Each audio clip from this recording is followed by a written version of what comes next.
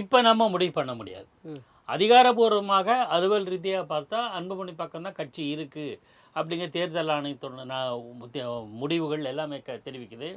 இளைஞர்களும் கணிசமாக அன்புமணி பக்கம் இருக்காங்க. நம்பர் 1.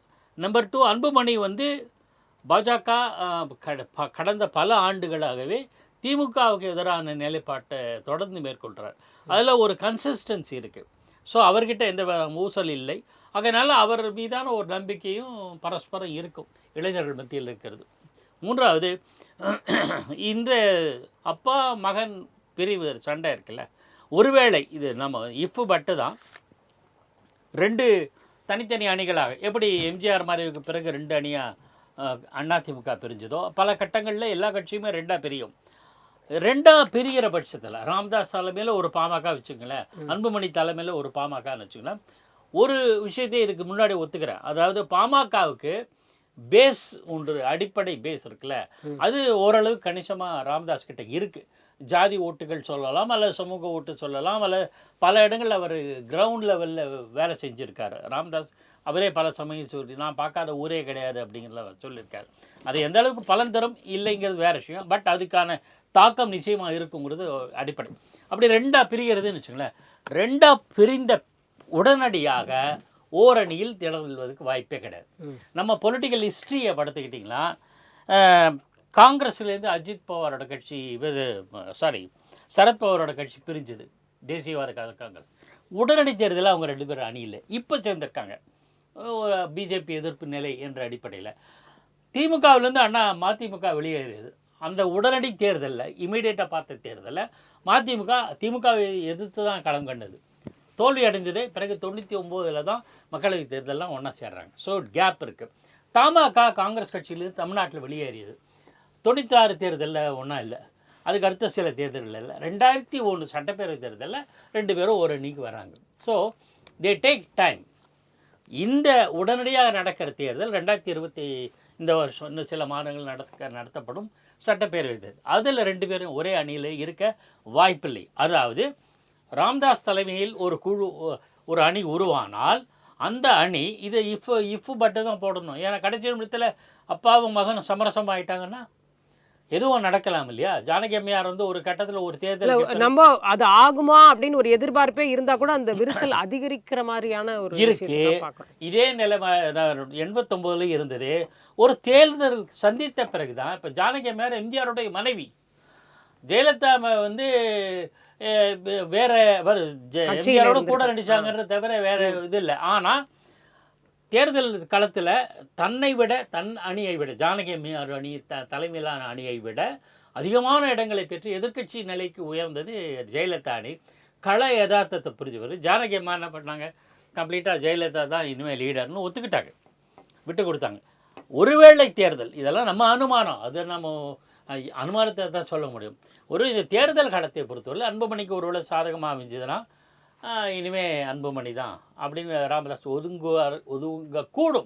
ஒதுங்கலாம், ஒதுங்குவதற்கான சான்சஸ் இருக்குது. அப்படி ஒதுங்கினால் வியப்பு இருக்குல்லைன்னு சொல்கிறேன். இதே நிலை இந்திரா காந்தி மற்ற தலைவர்களுக்கெல்லாம் ஏற்பட்டது 69, அந்த பழைய கதை இப்போ விரும்பல. இது யதார்த்த களம். இப்போது அப்படியானா பாமக என்ன நிலைப்பாடு எடுக்கும் அரசியலை பொறுத்தவரைனா, கடந்த சில மாதங்களாக திமுக அரசை அதிகமாக எதிர்த்து அறிக்கையோ பேச்சோ செய்தியாளர் சந்திப்பில் கருத்து தெரிவித்தோ அது இல்லை. டாக்டர் ராமதாஸ் பெரியவர் ஐயா ராமதாஸ் வந்து அந்த மாதிரி சொன்னதில்லை. அப்போது நாம் வந்து கம்ஃபர்டபுளாக இருப்போம். அப்போ அலையன்ஸுக்கு டிஎம்கேவோட அலையன்ஸ் போகுது சௌரியமாக இருக்கும், ஒருவேளை கட்சி 2ஆக பிரிஞ்சதுன்னா என்கிற மனநிலையில் அவர் இருக்கிறார். ஆனால் இப்போ என்ன சொல்கிறாரு, நான் தான் பாமக, நான் தான் கட்சியை உருவாக்கினேன், நான் தான் கூட்டணி பேச தகுதி. அப்படின்னா என்ன அர்த்தம்? நீ கூட்டணி பேசினா அர்த்தம். கடந்த காலங்கள் அப்படி இல்லையே. அன்புமணி ஒரு ஸ்டாண்ட் எடுத்தால் அதை என்டாஸ் பண்ணிட்டு போயிடுவார்ல. சில காரணங்களுக்கே இப்போ மாறி போகிறதுனால அன்புமணி இந்த ஸ்டாண்ட் எடுத்துட்டார். எனக்கு இது பாமக ஸ்டாண்ட் இல்லை, அதாவது என் தலைமையிலான பாமகவோட ஸ்டாண்ட் இல்லை, நான் இந்த பக்கம் போகிறேன் அப்படின்னு அறிவிப்பார். ஒருவேளை அதுக்கு அதிகாரபூர்வமாக 2 அணியாக பிரிந்தால் நமக்கு அது தெரியாது. ஸோ இது பாமகவுடைய ராமதாஸ் ஐயா தலைமையிலான பாமக உள்ளது. அன்புமணி தலைமையிலான பாமக என்பது இயல்பு தான் நினைக்கிறேன். ஒரு பார்லிமெண்ட் தேர்தலில் பிஜேபியோடு இருந்தார் பாமக, அப்போ அதிமுகவும் பாஜக அணியில் வந்ததுனால கம்ஃபர்டபுளாக நேரடியாக யார்கிட்ட போய் சேர்ந்து அலையன்ஸ் பற்றி கன்ஃபார்ம் பண்ணணுமோ கன்ஃபார்ம் பண்ணது, கூட்டணியை உறுதி செய்தது நேற்றைய தினம் பண்ணது. அதை எடப்பாடி கிட்ட நான் சொல்லப்பட்டேன், நான் உங்களோட தான் இருக்கேன் அப்படி டிக்ளேர் ஃபினிஷ். சரி, இப்போ யார் கூட்டணி நீங்கள் கேட்குற கேள்வியில் அதிமுக கூட்டணியில் வேறு என்ன கட்சிகள் வரும்? என்னுடைய அனுமானம் கடைசி நிமிடத்தில் தேமுதிக வரும். எப்பவுமே தேமுதிக கடைசி நிமிஷத்தை தான் முடியும். ஜனவரி 11ன்னு சொல்லியிருக்காங்க. அதாவது அது போஸ்ட்போன் ஆகலை, ஏற்கனவே 2-3 தடவை போஸ்ட்போன் பண்ணியிருக்காங்க. ஜனவரி 11 கூட கிட்டத்தட்ட கடைசி தான். ஏன்னா இன்னும் 3 மாதத்தில் பிப்ரவரி எண்டில் நோட்டிஃபிகேஷன் வருதுன்னு சொல்கிறாங்க. நோட்டிஃபிகேஷனுக்கு முன்னாடியே ஓரளவு கிளியர் பிக்சர் வந்தாலே முடிவு தான் அப்படின்னு எடுத்துக்கலாம்.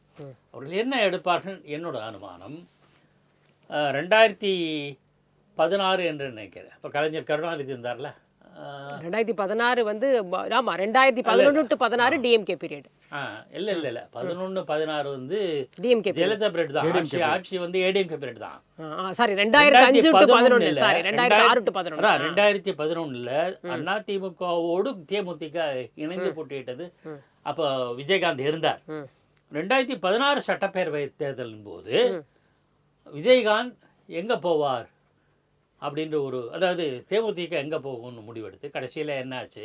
பழம் நழுவி பாலில் விழுதுதான், பாலில் விழாமல் 2011. ஸோ இது கடைசி நிமிடத்தில் எடுத்த முடிவு தேமுதிக. எல்லாரும் ஆனான்பட்ட கலைஞர் கருணாநிதியே எதிர்பார்த்தார். ஆக தேமுதிகவுடைய கடைசி நிமிட முடிவு எதுவாக இருக்கும்னு சொல்ல முடியாது. ஆனால் யூகத்தின் அடிப்படையில் ஒரு கருத்தை சொல்லலாம். நிச்சயமாக அது திமுக அணியில் சேருவதற்கான வாய்ப்புகள் மிக மிக குறைவு.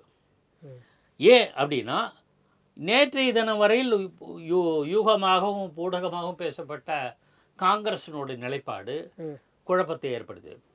ஆனால் காங்கிரஸ் திமுக அணியிலிருந்து வெளியேறுவதற்கான சான்சஸ் இல்லை. இவையெல்லாம் பேரம் பேசுவதற்கு, கூடுதல் இடங்களை கேட்பதற்கான உத்தி தான் எல்லாருமே எல்லா தளத்திலும் பேசிட்டு வரோம். இதெல்லாம் விட மிக முக்கியம், எந்த கட்சியாவது தங்கள் கூட்டணியிலிருந்து வெளியேறுவதான ஒரு சமிக்ஞை தெரிந்தால் அதை சரி கட்டுகிற ஆற்றலும் உத்தியும் மு.க. ஸ்டாலினுக்கு தெரியும்.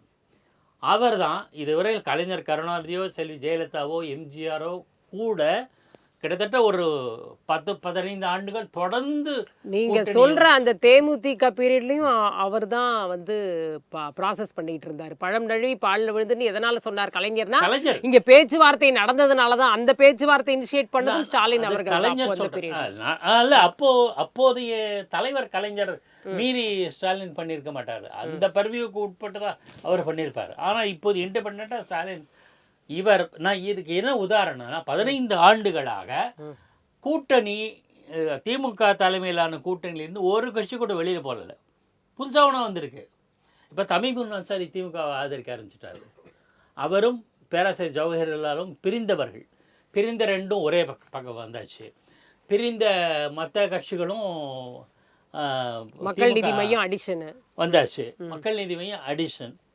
ஸோ இவ்வளவு சூழலில் இருக்கும்போது தேமுதிக அந்த பக்கம் போவதற்கு சான்ஸ் இல்லை.